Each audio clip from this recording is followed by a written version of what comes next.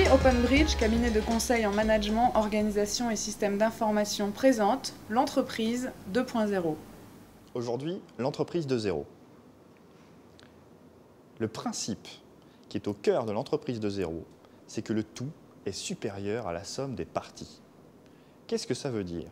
Aujourd'hui, en entreprise, vous avez de très nombreux individus qui travaillent depuis des décennies. Et entre eux, ce qui est nécessaire pour pouvoir faire ce travail au niveau individuel sont des échanges et des flux d'informations et de connaissances. Ils permettent d'extraire, d'exploiter cette marge, cette valeur ajoutée qui naît des relations entre les individus et pas seulement de leur travail. C'est une première. Ce n'est pas une technologie qui serait réservée à une élite, qui coûterait très cher, comme certaines hautes technologies avec des algorithmes très compliqués. Non. Grosso modo, du côté de l'utilisateur, vous avez besoin d'un simple navigateur web. Ce navigateur va utiliser des technologies standards, Ajax, Ruby on Rails, etc., qui vont permettre de transformer son navigateur quasiment en l'équivalent d'un bureau Windows ou d'un bureau Mac en termes d'ergonomie. Du côté du serveur, les technologies sont également peu coûteuses. Mieux, vous pouvez les composer. Il s'agit de services qui chacun vont proposer un morceau, un peu à la manière d'un Lego. Vous allez prendre un service ici, un service là, vous allez les composer. On appelle ça le CAF, Composite Application Framework. C'est la même chose en anglais, somme toute.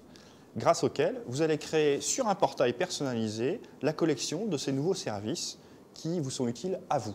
C'est aussi ce qu'on appelle le user-centric. C'est-à-dire que maintenant, au lieu d'imposer à l'utilisateur certains services vers lesquels il va falloir aller, on va ramener chez lui l'ensemble des services dont il a besoin. Mais le vrai problème n'est pas là. Le vrai problème, il est humain. Nos consultants vont être dans le vécu de votre entreprise. Ils vont s'en imprégner pour comprendre au plus près votre culture. Ça nécessite un savoir-faire en termes de psychologie, d'ergonomie et de sociologie. Il y a bien sûr un ensemble de démarches que l'on peut proposer, standardisées, mais elles ont leurs limites. Pour tirer pleinement parti de ce que peut apporter l'entreprise 2.0, il n'y a pas de secret. Il faut une démarche personnalisée qui s'imprègne du vécu de l'entreprise, qui en comprend les rouages intimes au niveau du vécu. Les solutions standards, les démarches standards ne fonctionneront pas. Elles ne vous permettront pas de tirer la valeur ajoutée. En revanche, une démarche de ce type, personnalisée, ça ne sera pas du prêt-à-porter, ce sera de la haute couture. Et c'est ça que nous vous proposons. Nous pouvons dire aujourd'hui que le 2.0 a mis le mail à mort. Quelles leçons tirer de cet assassinat? Plusieurs changements majeurs. Les documents, ce ne sont plus des documents linéaires, mais des documents hypertextes. Les pages deviennent un site web. Ce n'est plus un individu qui travaille sur le document, mais un groupe.